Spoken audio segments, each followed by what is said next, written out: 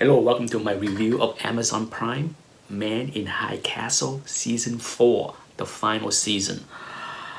This will be the spoiler free portion of the review, and then I will give a warning and talk a little bit about the spoilers because it's hard to critique this show without some spoilers. Okay, so for those that don't know, I did my review of season 1, 2, and 3. Huge fan of season 1 and 2, huge fans. Season 3 was a letdown for me. I didn't hate it, but certainly there was some issues with season 3 that I talk about in my review. I didn't like it as much as the first 2 seasons, and after season 3 I was worried about the direction of the show. And then I heard the news that they will conclude the show with season 4.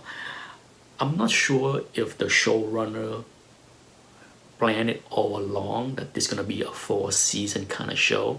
My hunch is no. Okay, I don't think they had any idea how long they will run the show.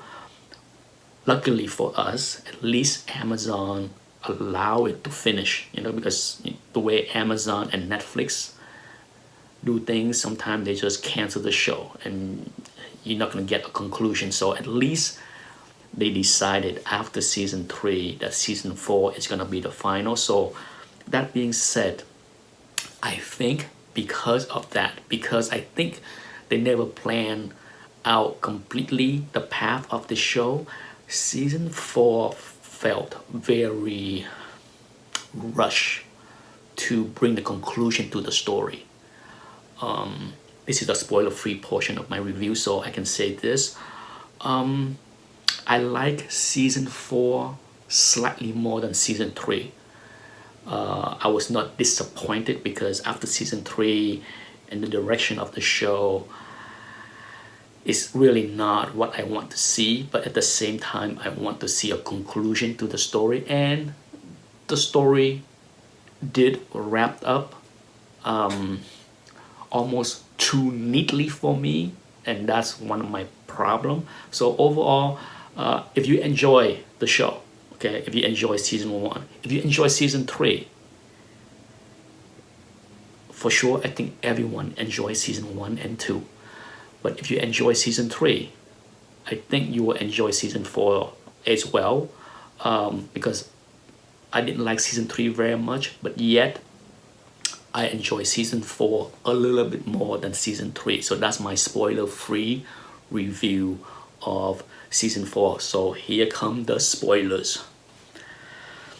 As I mentioned in the previous portion, I felt that season 4 was very rushed because they had to conclude the series. They had to finish up all the storyline, and there's a lot of component that happened in season 4 that I felt very rushed, like the murder of Minister Takomi that happened right at the very first episodes. It was resolved eventually, 2/3 way through the season, but to me it's almost as if that actor didn't want to be in the show anymore, so they're just gonna write him off the very first episode by just killing him off. So that felt very abrupt.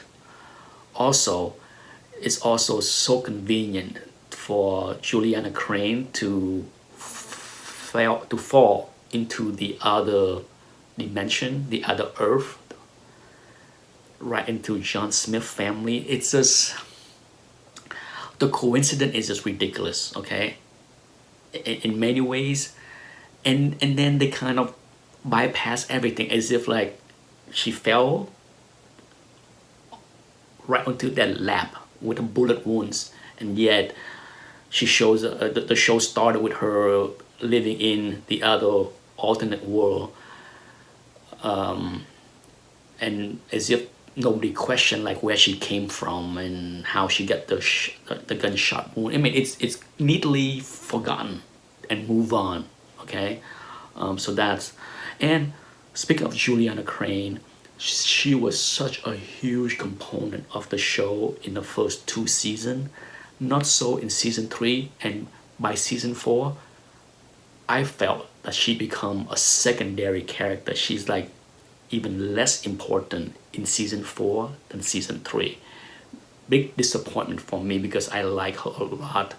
I like her so much in the first two seasons that the way she was relegated to not be the dominant character in the show, at least that's for me. That's how I feel.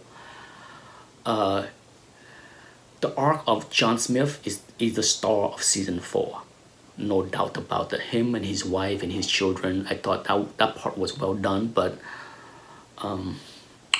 what happened with Kido, the inspector, the part that's also kind of shoved in there that I didn't really care for is his son. Okay, the storyline with his son, I did not care about that. And then as far as the Black Resistant BRC, whatever that group was, to me it felt shoe in to season 4 because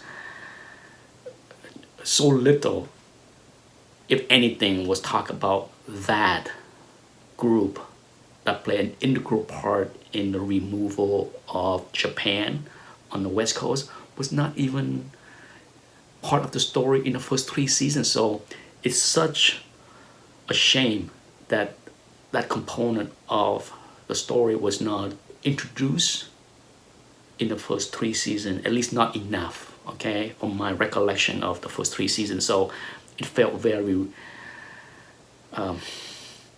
rushed as far as introducing the group and how much impact they play in Japan leaving the West Coast. As far as closure of the storyline, I thought it was okay. The machine that was such a big part of season 3, it became an afterthought. I mean, you figure if the Nazi figured out how to use the machine, they kind of bypassed that part too. They kind of not show you how they figure it out, but they freely move between the two worlds and trying to sabotage the alternate world, barely in speaking, okay, barely in mentioning, because it was not really any kind of integral, there was no integral plan of the Nazi to do something with the alternate world. So that was a disappointment too. Okay, so once again, I can talk forever about all the little problems with season 4. Ultimately, the closure of the story, it works for me. And I'm glad we get to see the end of the series. At least there is a closure. I didn't care for the very ending with the portal and people walking through. That's nonsense. One of the very few things I'm just like, they should have just skipped that part. There's no need for that part with the portal opening and people from the alternate world walking through. Really? Nonsense, right? I'm sure other people feel the same way. But that's it. That's my review of Man in High Castle season 4. It was slightly better than season 3, but still, I enjoy season 1 and 2 so much more. And that's it. Thanks for watching. Bye bye.